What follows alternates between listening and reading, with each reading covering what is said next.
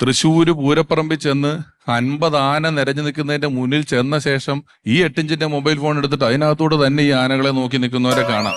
വള്ളംകളി നടക്കുന്ന കായലിന്റെ സൈഡിൽ ചെന്ന് നിന്നിട്ട് ഇത്രയും വള്ളങ്ങൾ പോകുമ്പോൾ അതിനടുത്ത് ചെന്ന് നിന്നിട്ട് ഇത് പൊക്കി പിടിച്ചിട്ട് ഇതിനകത്തൂടെ നോക്കി നിന്ന് ഇങ്ങനെ നോക്കുന്നത് നമ്മൾ കാണാം. അപ്പോ ഉറങ്ങുന്നതിന് തൊട്ട് മുമ്പ് വരെ ഉറങ്ങി എണീറ്റ ഉടനെ എല്ലാം നമ്മുടെ ശരീരത്തിന്റെ ഒരു അവയവം പോലെ നമ്മൾ ഈ മൊബൈൽ ഫോൺ കൊണ്ടു നടക്കുകയാണ്, അതിന്റെ പുറകെ നടക്കുകയാണ്. ഈ സമയത്ത് നമുക്ക് അതൊക്കെ താത്തി വെക്കുക. അതുകൊണ്ടാണ് പലർക്കും കൈയടിക്കാൻ പറ്റാത്തത്. കാരണം കൈയടിച്ചാൽ മൊബൈൽ ഫോൺ അതിന്റെ ഇടയിൽ ഇരുന്ന് പൊട്ടിപ്പോകും. ഇപ്പോ വേദിക പുറകിൽ നിന്നപ്പോ 2 ഏട്ടന്മാർ വന്നു. 2 ഏട്ടന്മാർ വന്നിട്ട് പറഞ്ഞു ഒരു ഫോട്ടോ എടുത്തോട്ടെ എന്ന് ചോദിച്ചു. എടുത്തോളാൻ പറഞ്ഞു. അതിനുശേഷം പെട്ടെന്ന് അവർ തമ്മിൽ ചെറിയ നീ എടുക്ക് ഞാൻ എടുക്കാം, നിന്റേലെടുക്ക് എന്റേലെടുക്കാം. എന്താന്ന് വെച്ചപ്പോ ഈ പുള്ളി പറഞ്ഞു അവന്റേന്ന് പറഞ്ഞാൽ 17 എന്റെ ഐഫോണിന്റെ 16.